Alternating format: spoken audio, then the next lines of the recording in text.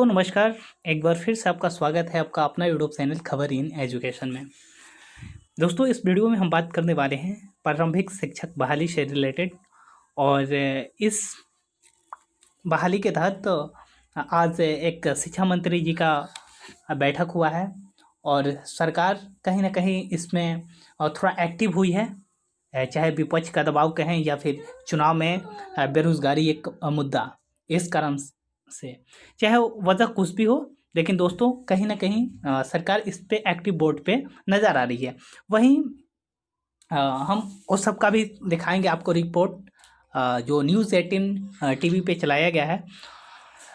उससे पहले दोस्तों जिला शिक्षा कार्यालय पदाधिकारी भोजपुर आरा, जो कि आप लोग जान रहे हैं कि भोजपुर, बक्सर, रोहतास ये सब जिलों की बात करें तो कहीं ना कहीं ये अनएक्टिव फील हो रहा है। यहाँ पे जितने भी नियोजन इकाइयाँ हैं बहुत ही ज़्यादा मनमानी यहाँ पे देखने को मिल रही है इन 3-4 जिलों में।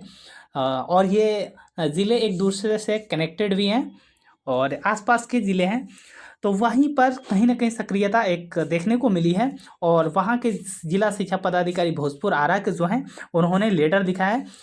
किनको लिखा है? तो सभी प्रखंड विकास पदाधिकारी भोजपुर, सभी कार्यालय पदाधिकारी नगर पंचायत भोजपुर और सभी पंचायत सचिव भोजपुर का।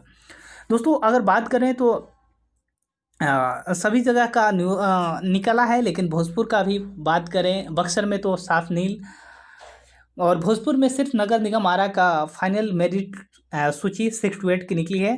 बाकी सबका अभी तक ठंडे बस्ते में पड़ा हुआ है।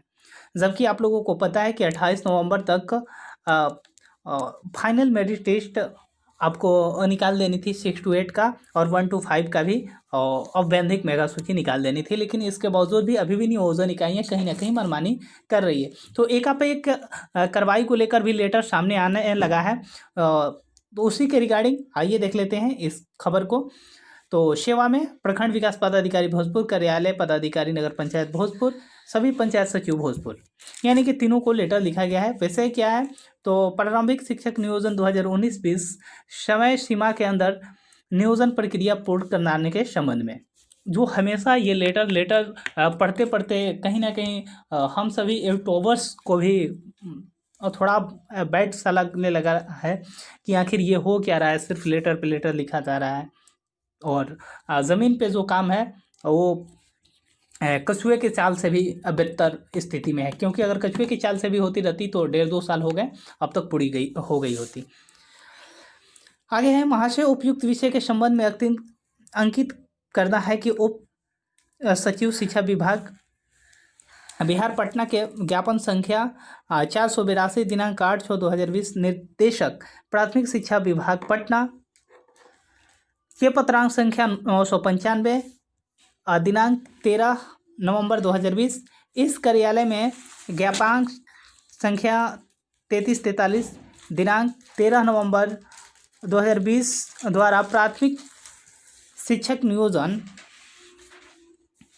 2019-20 हेतु वर्ग 6 से 8 का अंतिम मेगा सूची NIC की वेबसाइट पर निर्देशित 25 नवंबर 2020 तक, वहीं वर्ग 1 to 5 के अभ्यर्थियों की संयुक्त औपबंधिक मेगा सूची का 28 नवंबर 2020 तक प्रकाशित करने का निर्देश दिया गया था। लेकिन आप लोगों के द्वारा सभी प्रकाशित नहीं किया गया है, जो अत्यंत खेदजनक और कर्तव्यहीनता का प्रतीत हो रहा है। उच्च अधिकारियों के आदेश की अवहेलना के विरुद्ध कर्तव्य स्थिरता के लिए आपके विरुद्ध उच्च अधिकारियों का ध्यान आकृष्ट कराया जा रहा है। यहाँ पे ये कहा जा रहा है सभी नियोजन इकाइयों को कि आप जो उच्च अधिकारी जो हैं उनका जो लेटर लिखा गया है, आपने उनके लेटर का अवहेलना किया है और इस पे आप लोग मतलब कि एक तरह से आप लोग कार्रवाई के पात्र हैं।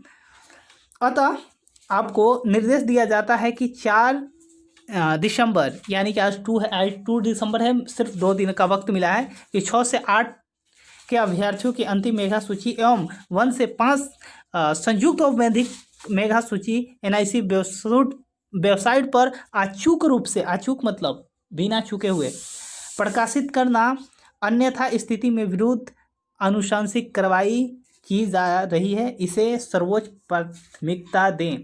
तो दोस्तों एक कड़ा शब्दों में एक लेटर लिखना, वो भी जिला शिक्षा पदाधिकारी भोजपुर का, ये कहीं ना कहीं और सिर्फ 2 दिन का समय दिया गया है और उसके बाद में नहीं होता है तो विरोध नियोजन इकाई के विरुद्ध कार्रवाई करने की बात कही जा रही है। तो एक पॉजिटिव वे में ये खबर भोजपुर से निकल कर आ रहा है, जिसमें भोजपुर के जिला शिक्षा पदाधिकारी ने सभी नियोजन इकाइयों को, चाहे प्रखंड स्तर पे हो, नगर निगम स्तर पे हो या फिर पंचायत स्तर पे हो, सभी को एक बार चेताया है और सिर्फ 2 दिन का वक्त दिया है कि 2 दिन के अंतर्गत आप 1 to 5 का औपबंधिक मेगा सूची और 6 to 8 का फाइनल मेरिट लिस्ट आप निकालकर अभ्यर्थियों को दें, NIC वेबसाइट पे लोड करें। अब दोस्तों बात कर लेते हैं हम आज के अभी कुछ देर पहले जो बिहार का न्यूज़ चैनल है न्यूज़ 18 बिहार, उस पर एक बड़ी रिपोर्ट दिखाई गई है, खासकर शिक्षक बहाली से रिलेटेड, जो यही 94,000 प्लस शिक्षकों की बहाली हो या फिर 30,000 छठा चरण का हो या फिर 35,000 के अप्रॉक्स STET का हो। क्योंकि आप लोग जान रहे हैं कि सूबे में अगर देखा जाए तो 1.6 लाख वैकेंसी चल रही हैं। उस पर मैंने एक वीडियो कवर किया है, आप प्ले स्टोर में जाकर उसको देख सकते हैं कि सूबे में 1.6 लाख मतलब कि करीब 1.5 लाख के आसपास सिर्फ शिक्षकों की बहाली बिहार में चल रही है। लेकिन पिछले 2 साल से सरकार के अनएक्टिव प्रोसेस कहें या फिर नियोजन इकाइयों की लापरवाही कहें या फिर जो खुद अभ्यर्थी हैं उनको जिम्मेदारी माना जाए, खासकर 94,000 शिक्षक बहाली में। क्योंकि अभी भी कुछ अभ्यर्थी हैं जो स्वार्थी हैं और वो अभी भी केस और केस के बारे में भुगत रहे हैं, बोल रहे हैं। तो नीतीश कुमार का निर्देश का असर, नीतीश कुमार ने जानते हैं कि जब से ये सरकार बनी है, न्यू सरकार बनी है, तब से सरकार पे एक खासकर रोजगार को लेकर विपक्ष की तरफ से दबाव दिया जा रहा है।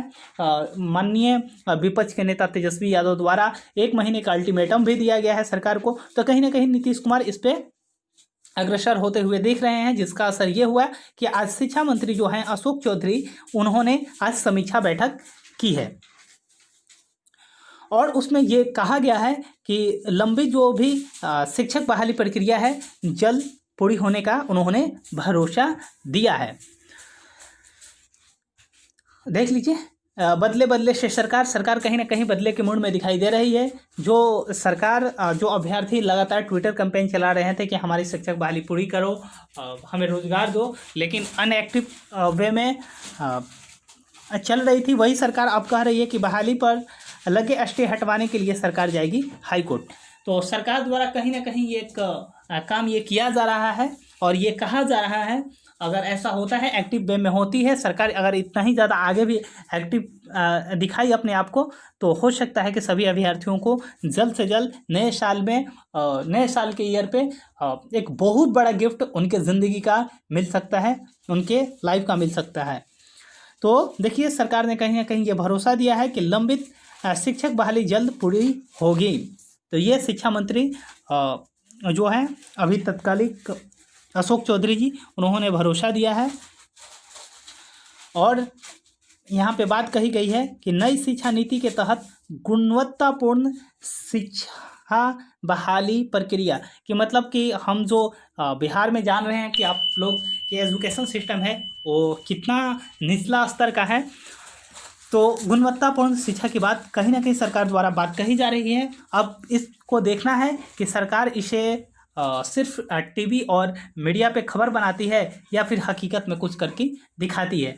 क्योंकि दोस्तों सरकार और इस समय जो भी सरकारें हैं, मैं हर सरकार को कह रहा हूँ, चाहे वो केंद्र की सरकारें हो या फिर राज्य की सरकारें हो, टीवी बाजी, पेपरबाजी और मीडियाबाजी जितनी करती है, ज़मीन पर उतना ही उसका कम असर दिखता है। सरकारें कुछ कहती कुछ और हैं, करती अपने मन की हैं।